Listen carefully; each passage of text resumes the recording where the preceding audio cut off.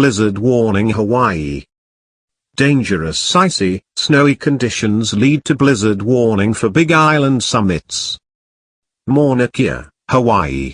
Hawaii News Now, An upper-level disturbance is bringing some unsettled weather to the Hawaiian Islands, including the potential for heavy snow and ice at Big Island summits.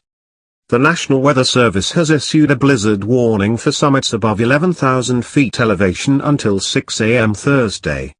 Forecasters said snowfall of more than 6 to 10 inches is possible with locally higher amounts. Southwest winds could reach 45 to 55 miles per hour, with gusts to 65 miles per hour. Forecasters warn the conditions could lead to poor visibility, strong winds and icy snow, which will make driving dangerous. The road to the summit of Mauna Kea will also be closed to the public at the Visitor Information Station. Rangers will be monitoring the conditions to determine when the road should be reopened.